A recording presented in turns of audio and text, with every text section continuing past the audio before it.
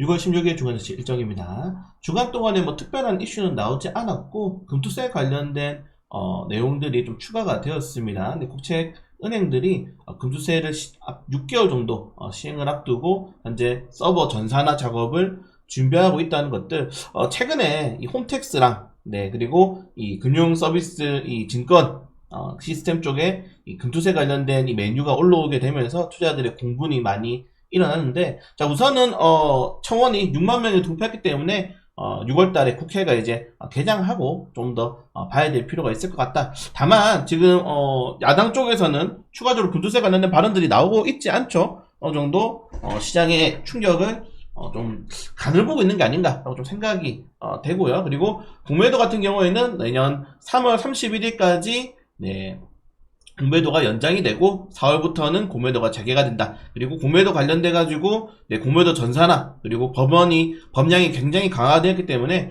충분히 좀 만족스러운 공매도의 재개가 될 수 있지 않을까, 이렇게 좀 생각이 됩니다. 공매도 관련해서는 제가 계속적으로 말씀을 드리는데 시장의 공매도는 사실 필수적입니다, 여러분들. 외국인 투자자들이 포트폴리오를 구축할 때 양방향 베팅이 어느 정도 돼줘야지 현물의 자금들이 빠져나가지 않을 수가 있단 말이에요. 그러니까 간단하게 설명드려서, 만약에 삼성전자의 외국인 투자자들이 지속적으로 매수세가 들어옵니다. 보통 외국인 투자자들, 특히 연긴 같은 경우에는 포트폴리오를 장기적으로 구축한 다음에 정말 이 분할 매수를 계속적으로 들어오잖아요. 패시브 자금들이 들어오는데, 그 패시브 자금들이 어느 정도 시장의 조정이 나거나 꺾일 때 공매도를 이용해서 주가가 떨어지는 것들 어느 정도 수익을 챙기고, 그리고 그 바닥 구간에서 다시 쇼커버링을 통해서 비중을 늘려나가는 그런 방법이 나와줄 수 있어야 되고, 그리고 공매도가 만약에 없다면은 지금 종목명을 말씀드려서 그렇지만은 엔캠이라든가 이렇게 사실상 실적 대비 말도 안 되게 올라가 버린 주가들을 견제할 수 있는 수단이 없어집니다. 제가 엔캠에 관련해서는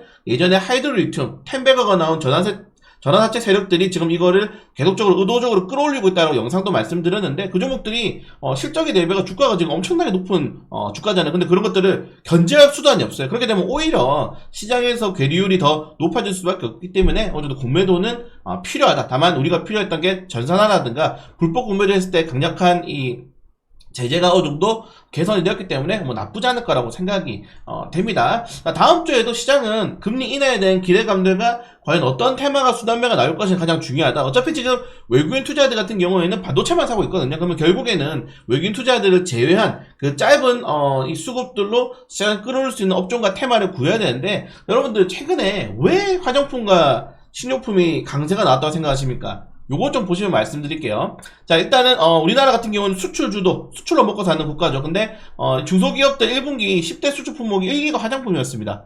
2위가 플라스틱, 3위가 자동차, 부품, 4위가 자동차, 5위가 반도체. 원래 우리나라 이제 5대 수출 품목이랑 좀 많이 겹치긴 하지만은 중소기업 업종 중에 화장품이 1위가 된 적은 거의 제가 이거를 영상을 찍기는 거의 처음인 것 같거든요. 그 정도로 화장품에 대한 수출액이 굉장히 많이 늘어났고, 화장품 같은 경우에는 업종별로 이제 생활소비재 쪽으로 좀 많이 잡히는데, 생활소비재 업종은 좀 많이 잡히는데, 이게 우리가 봐야 될 게 뭐냐면은 화장품 업종들이 여러분들 시가총액이 굉장히 낮죠. 종목들이 시가총액이 굉장히 낮기 때문에 얘들이 화장품 업종들이 신고점 랠리를 간다라도 하더라도 1거래대금이 1조 원밖에 안 돼요. 전체 종목이 1조 2천억밖에 안 되는 겁니다. 1거래대금이.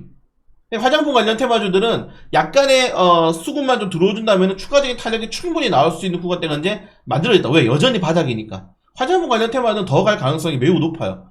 조금 약간의 거래량으로도 전체적인 섹터를 들어올 수 있으면, 그것도 1조 원밖에 안 되는 금액으로도, 요게 굉장히 중요하다고 말씀을 드리고 싶고, 그리고 두 번째로 좀 셌던 게 이제 식료품 관련 테마인데, 식료품은 그래도 여러분들 화장품보다는 시총 비율이 크죠. 그럼에도 불구하고 식료품 관련된 테마주들 지금 올라가는 거 보면은 대형주가 올라가는 거 아닙니다, 여러분들. 한성기업, 우양, 이런 사종, 이런 종목도 보시면은 시총이 크지 않죠. 그런 종목들이 주도가 돼서 올라가다 보니까 이 음식료 업종들도 1조 4천억밖에 안 됩니다, 거래대금이.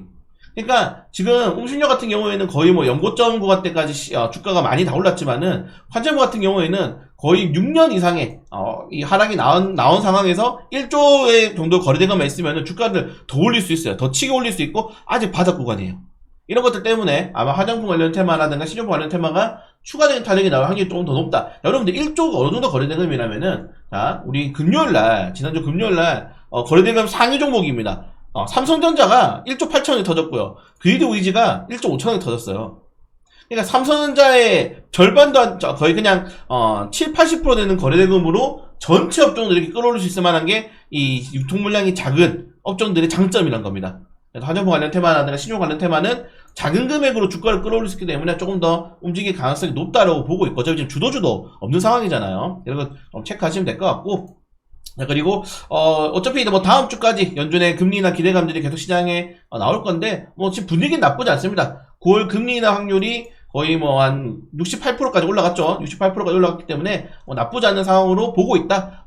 물론 연준 인사들의 발언들이 이제 계속적으로 또 나오게 되겠지만은, 일단은 올해 1회는 확정적이잖아요. 사실상 확정적이기 때문에 올해 2회 이후에 이 2회까지 좀 끌고 갈 수 있는지가 좀 중요하지 않을까, 이렇게 좀 말씀을 드리고 싶고, 그걸 제외하고는 뭐 다음 주도 비싸게 이번 주랑 움직일 가능성이 매우 높습니다. 자, 이번 주 강세업종들 수산, 사료, 음식료, 식량, 마켓컬리 관련 테마주들, 신용품 관련 테마주들 정말 큰 폭의 탄력이 나왔고, 그리고 화장품 관련 테마주들 종목들이 크게 나왔는데, 사실 아직도 올라가지 않은 신제품 종들이 많아요. 제가 최근에 떡볶이라든가 빵이라든가 이런 종목들 많이 좀 올려드렸는데, 그거는 제가 따로 영상 컨텐츠를 통해서 올려드릴 수 있도록 하겠습니다. 자, 그리고 전체적인 상승 종목들, 개별 종목들도 역시나 이 신용품들이 많았는데, 좀 체크해 보시면은 에너지도 많이 올랐어요. 포스코 인터내셔널, 한전산업, 한국가스공사, 뭡니까 여러분들?